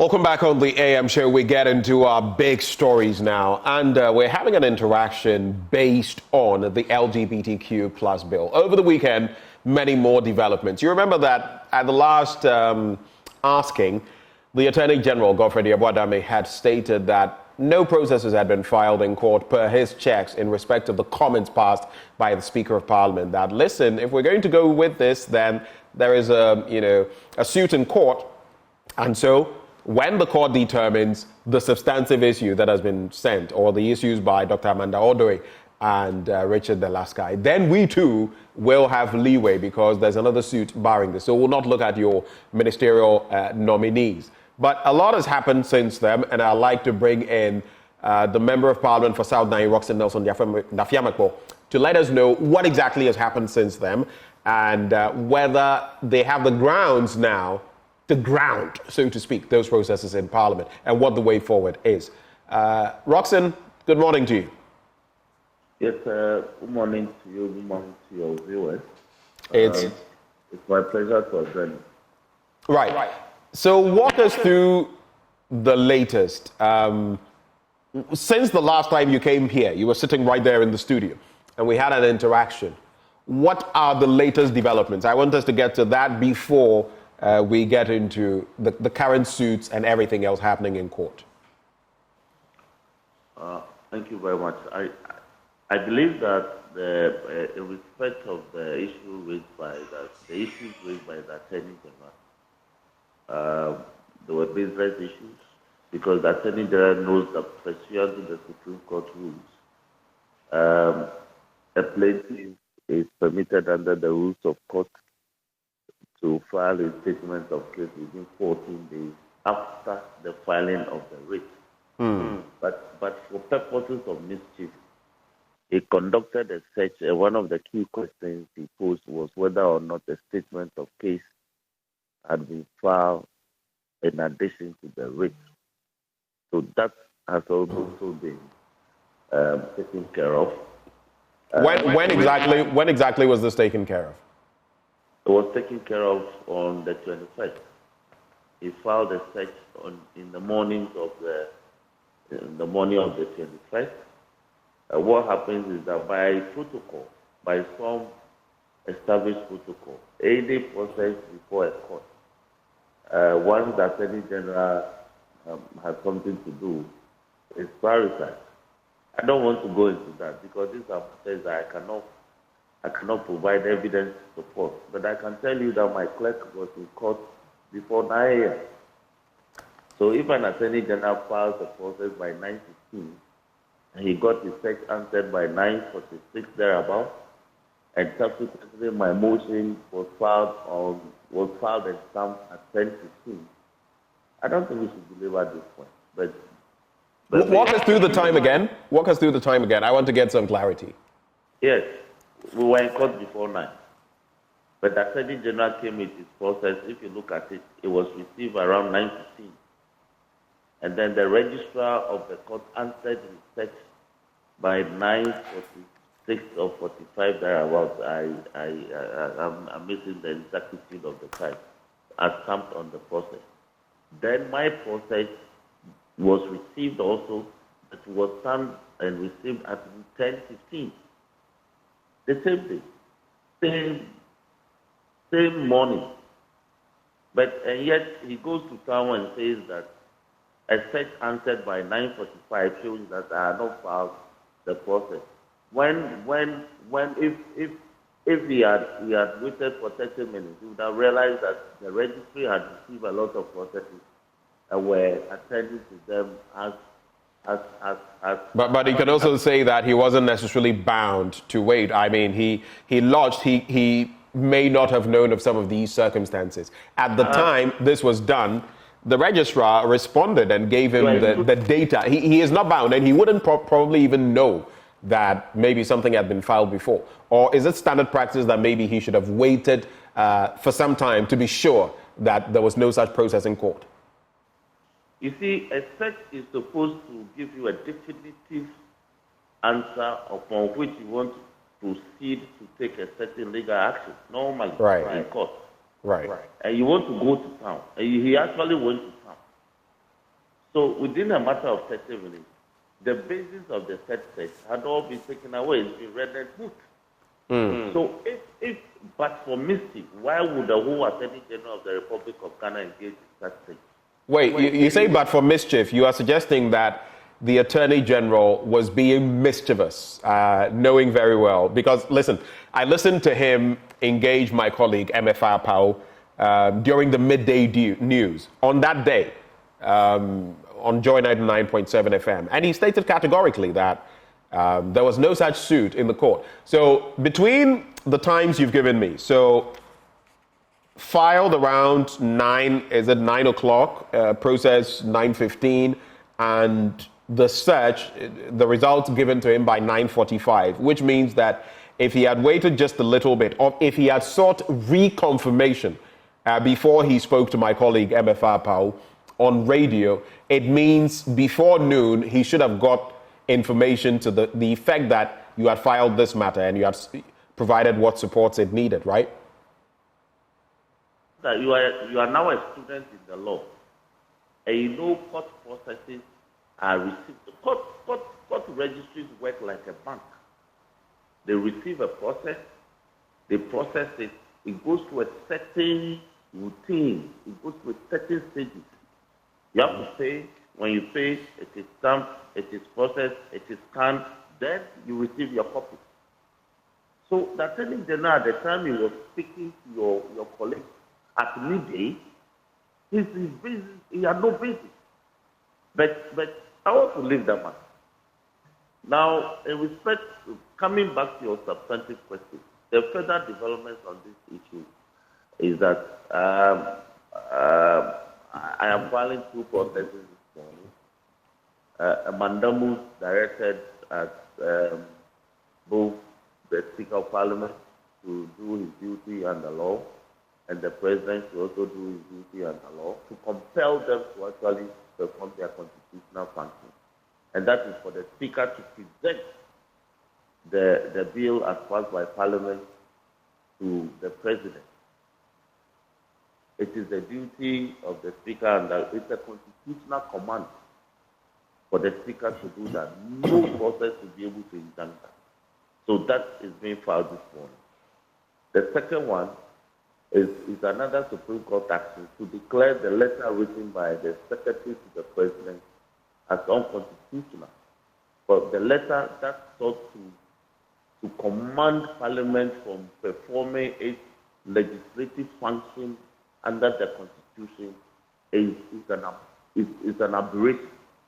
It ought not to be countenanced in our constitutional governance process. So that is the second matter that I'm dealing with this morning at the Supreme Court.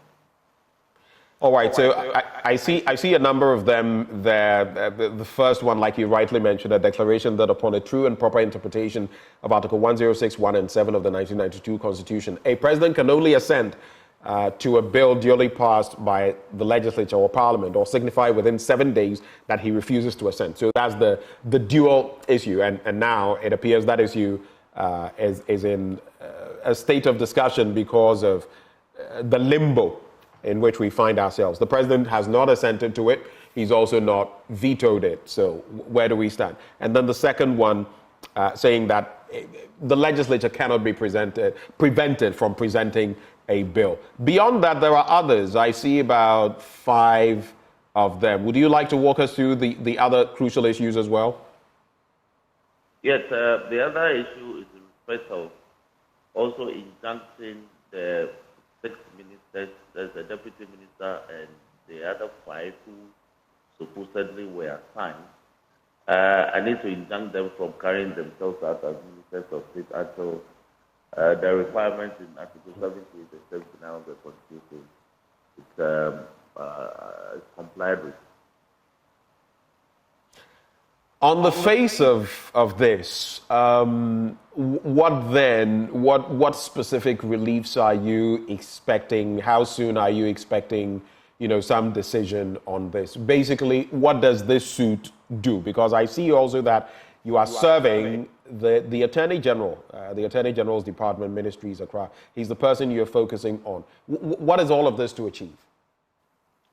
is to straighten the quagmire, the constitutional quagmire in which we find ourselves. We have allowed the president to get away with a lot of constitutional breaches.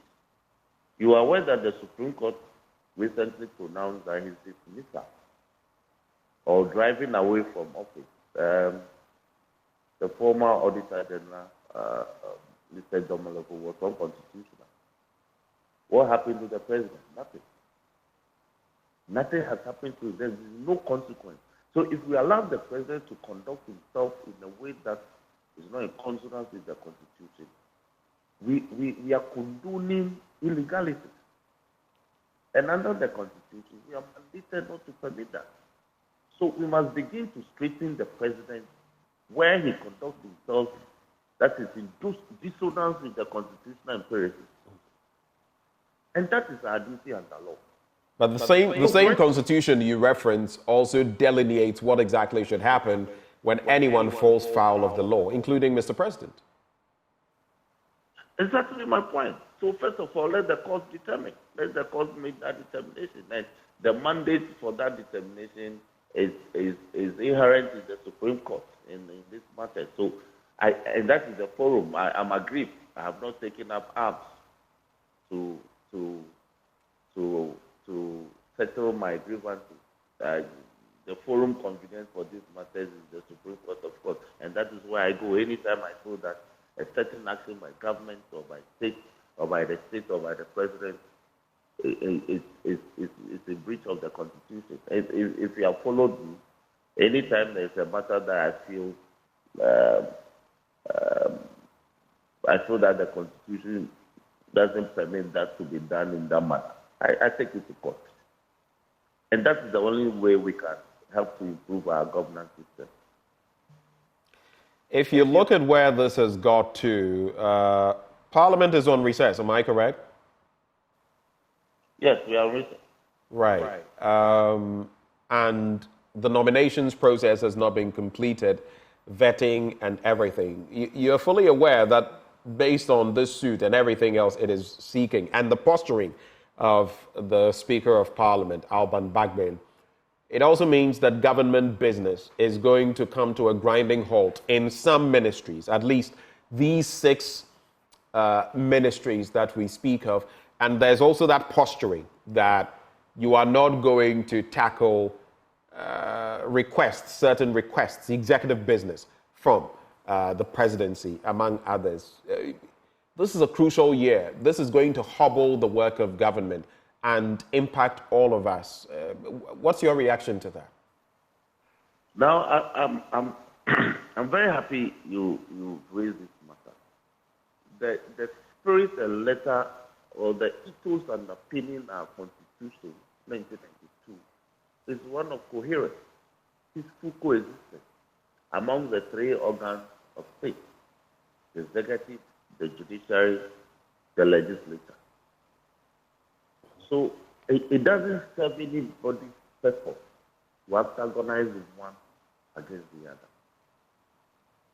Now, if we refer to the poster of the Speaker, I think that it's a phrase that suggests mystery.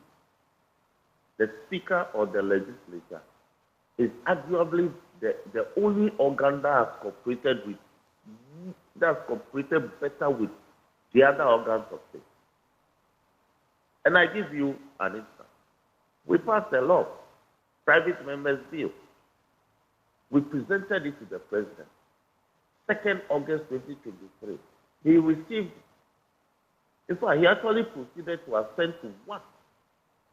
The other 2, the President has refused and subsequently made public comments regarding the reasons why he won't assent to it. Within the imperatives of the constitutional provision, there are certain steps he ought to have taken. He has neglected to take them within the stipulated time frame. It's taking him nearly 6 months to write to Speaker. What do you expect Parliament to do? We passed a law. Is the validity of the law or otherwise is being challenged by the minority in the Supreme Court. And I speak of the 11. What did the President do? He told us that he will proceed to assent to the law.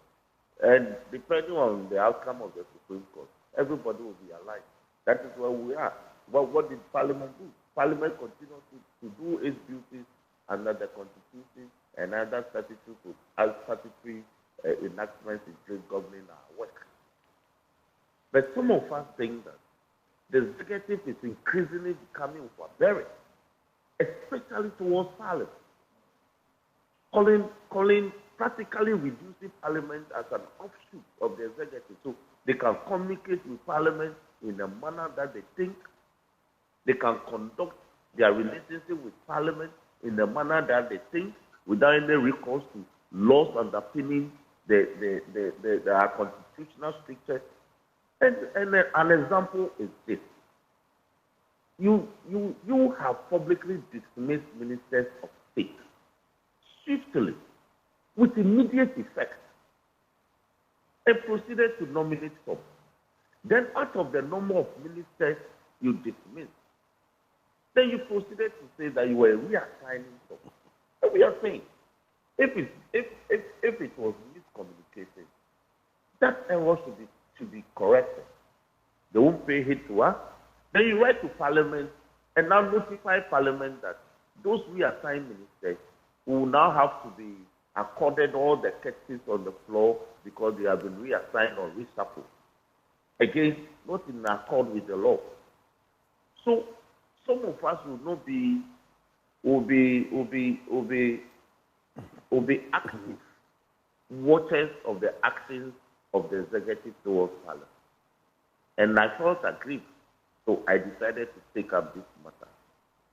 In doing so, I cannot be accused of bringing government business to a halt, because you see, government is so big, or the executive, so to speak, is big. They have enough men to do the functions of state, or to perform the functions of state given to them under law. The government cannot say, out of their 84 ministers, if the appointment of 22 or 23 is illegal, they cannot function. In any case, isn't the same party that presently funds this government telling Ghanaians that they can govern this state with 60 ministers? They should be able to do so now and not in the future, if indeed they can govern the affairs of this country with 60 ministers. So the realignment, they have the opportunity to undertake that realignment now.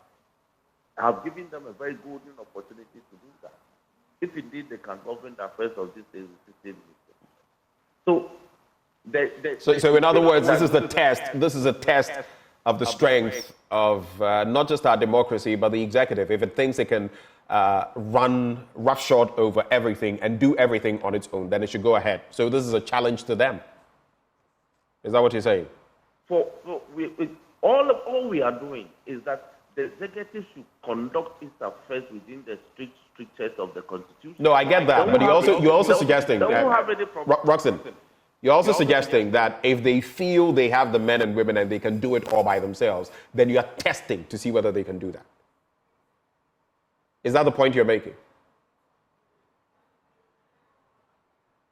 Hello, Roxanne? Those are your words. They are not mine. I'm just inferring. That's why I'm asking whether you are implying that. Yeah, again, those are your words. They are not mine, my brother. Do you subscribe to that or not? Well, if that is the implication, if they have opportunity to take it up. Let me ask you. Go ahead.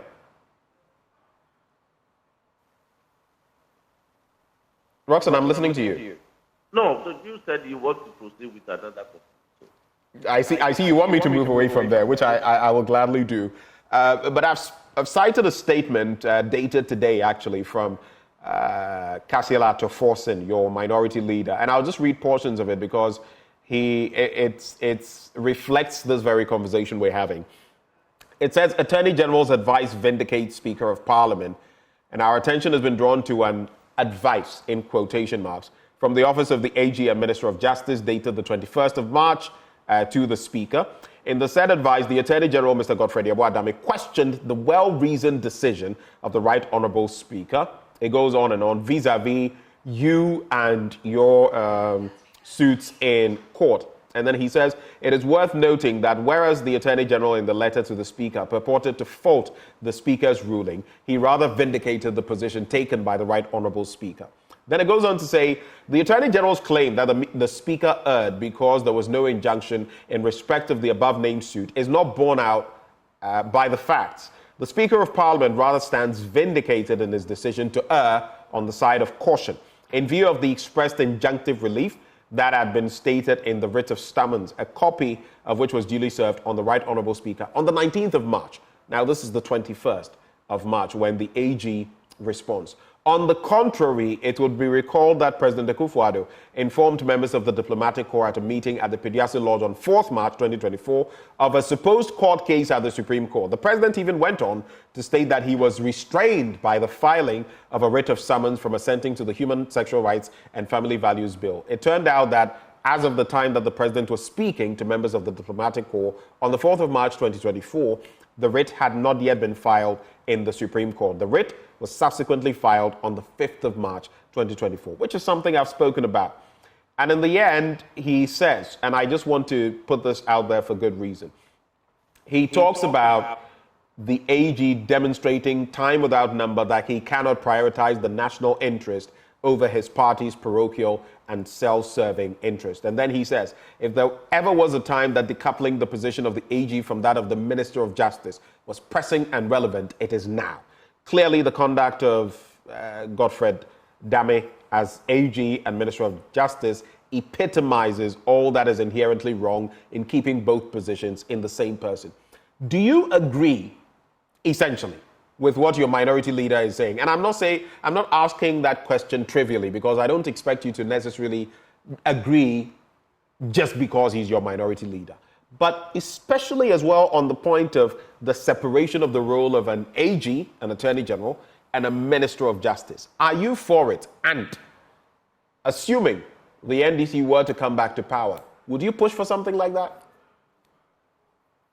It's a bridge that will cross when we get to it. No, but I'm not asking for what is your thinking on the matter. Hold on.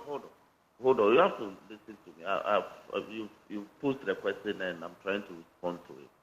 However, the conduct of the present Attorney General clearly suggests that this call, which is not a new call, is founded.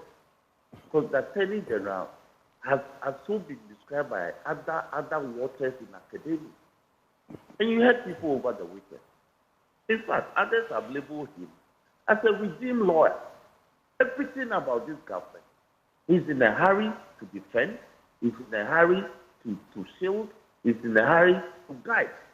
An Attorney General who goes to court and calls media people into his office to be granting interviews on matters pending before court, running commentaries, running parties down, speaking ill about heads of organs of state like the Speaker of Parliament, is unacceptable.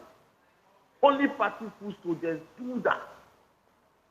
So increasingly, his exhibited qualities of a party foot soldier unbecoming of the conduct of an Attorney General, a learned Attorney General of any republic worthy of itself.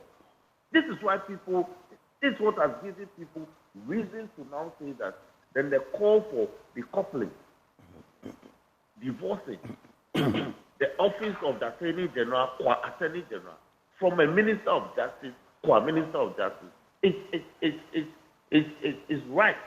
And that has to be done as a matter of agency. But you see, we've had Attorney General who have occupied that office in much dignity. Look, they were Attorney General, you know everything that they exist. So allow it's only this Attorney General that doesn't allow his deputies to talk. It's only this Attorney General who talks in the media more than his deputy. He too, you will even sparingly hear Deputy Attorney General. You will sparingly hear, if you want to hear them, you hear them from court report, court communication, or judgment. That is what you hear of attorney generals in their legal argument. But this attorney general, that's why I describe him as Garuro. Every time if you describe him as what? Garuros. Oh, garrulous. Okay, right. Every time he's in the media. In the evening, he's in the media. In the morning, he's in the media. In the afternoon, he's in the media. Running commentaries and writing things about pending cases, fresh cases, cases that are sub judice. I mean, we live with what legal thinking. So why wouldn't his conduct give cause of concern to people like my minority leader and other academic zones like Stemside? You said something though, I didn't quite catch it because you're on the other side. Did you say warped legal thinking? So an attorney general to say that my writ is defective because I have not filed a statement of case, isn't that warped legal thinking? Well, those are your words. Those are your words. Someone would disagree with you. I'm sure he would vehemently disagree with you. Run away from my words. And I'm saying so on authority that the Attorney General has abandoned his law and now talks politics. That's what he does. Otherwise, an Attorney General work is so cannot be questioning the pronouncement of a speaker even based on a writ of summons. You do realize that at this point, when you talk of an attorney general or a lawyer worth his salt and all of that, you are basically dragging the attorney general and his reputation in the mud, right? He's head of the bar, and you're saying he doesn't even know what he's doing. That is taking it a bit too far, isn't it? Too far. Is the Attorney General who first attacked me in the media. Did you hear him speak about it? So you're saying, I mean, two wrongs don't make a right. He's attacked you, so you must attack him back? Did you hear the Attorney General speak ill about me? I listened to the conversation with MFR Pau. I listened to that. Yes, I did. So he is the first person who is supposed to uphold every ethics at the bar. But he didn't insult you, did he? Why? Have I insulted him? I have not insulted him. But you see, at the bar, we are trained to use decorous language. However aggrieved you are about the comment or submission of your colleague on the other side, you're supposed to respond with decorous language. That's all you're supposed to do. You feel the AG wasn't decorous in addressing you. You feel in addressing you, he wasn't decorous. In conveying your disagreement, you do so with decorous language. He doesn't do that at all. All right. So you're not going to withdraw what you said about him, right? You stand by it. Why not? I've not done anything wrong. All right. Right before I let go of you, let's go to, it's not a directly related issue, but it also has to do with the Attorney General, Godfrey Adame, and I'll leave you with that. Then we can draw the curtains on this conversation. It has to do with the people of Sal. And Franklin Kujo of Imani Africa has been talking. In recent times, I cited some apology of his in respect of some jumping of the gun as far as the Attorney General is concerned. He says he wasn't seized with all the facts. But he's come back talking about the Sal issue, and he says it's pretty short, so I'll just read it out. Take your reaction, and we're gone. He says, on behalf of the disenfranchised people of Sal, that is Santro Kofi, Akpafu, Likpe, and Lolobi, I call on the Attorney General and Minister of Justice to render an unqualified apology for his, note, dereliction of duty in seeking justice for the 30,000 citizens of Sal that were or who were callously prevented from the last parliamentary elections, that is from voting. Indeed, he should be sorry for defending the state against disenfranchised Sal citizens and offering no dignified advice to the presidency on resolving the debacle.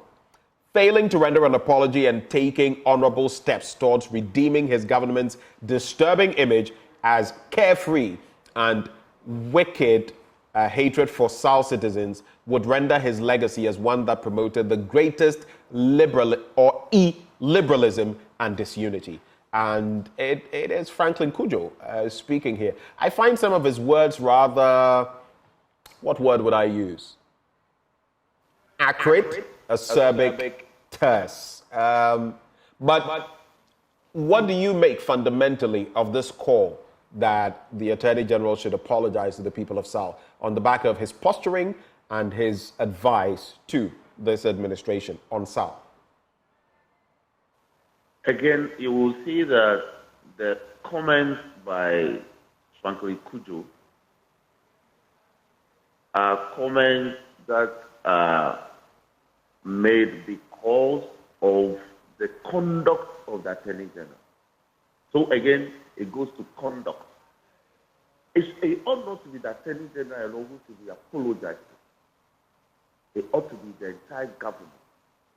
Where an Attorney General remains silent to allow a constitutional body like the Electoral Commission, by the stroke of a pen, determine the fate of over 30,000 people in a general election by denying them their universal, from exercising their universal suffrage. By stroke of pen, not by judicial order, not by executive order, but by an administrative directive that they can participate in a presidential election but cannot participate in a parliamentary election based on no law. And the Attorney General remains quiet and has been indolent and lackadaisical in dealing with this protracted constitutional conundrum for the past 4 years. You think that the people of South do not have the right to call him to order, to call him out? They have. So the call by Franklin Kudo on behalf of the people of Central Kofi Akpafu Lolobi, I support it. Because, you see, it's a damage that cannot be repaired. It's so irreparable that for the past 4 years, they have no representation in Parliament. How do you cure that? How do you remedy that in law? It's gone. Perpetually gone. It's like a scar. So, these are the reasons why people are going after that Attorney General in the manner that they are doing. Roxanne, any final words before we let go of you? What are your expectations in the coming days as far as the suits in court are concerned, as far as the workings of Parliament when you return, and as far as the work of government are concerned? Any final words before we go? Yes, let me reiterate the point that the essence of our present constitutional order is for peaceful coexistence between and among the organs of state and among statutory institutions. One cannot be permitted to overstep its bounds continuously without check.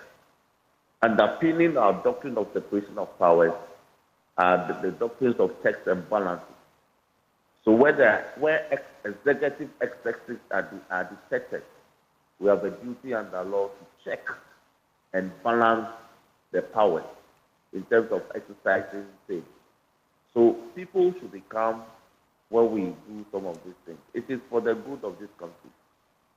Otherwise, we will have an unscrupulous executive tomorrow that will run roughshod over everybody and threaten our democracy. So the checks that we are invoking within our laws, it's all good. It's up to the executive to come down from its high horses and be more sober and be more cooperative with especially the legislature and the judiciary, so we can manage the affairs of state as we are enjoined under law to do, for the betterment of our people. No mischief is intended. Let me give you another example before I go. A couple of weeks ago, the president dismissed some number of DCs and MMDCs. Go and check the communication that they put out. They quoted a law that does not exist in this country. They quoted a certain Local Government Act 2014. The local government, the law underpinning our local government in this country is called the Local Governance Act 2016, Act 936. That correction has not been made. When you sue them, then they will be crying. They will display incompetence. When you ask them to correct their mistakes, they will not do it. Meanwhile, communications from the executive is a matter of public record. So they must learn to put out things factually, correctly, especially when they are invoking legislation. But they won't do it. And so that communication is out there. A law non-existent, but is quoted and relied on by the presidency to dismiss these things.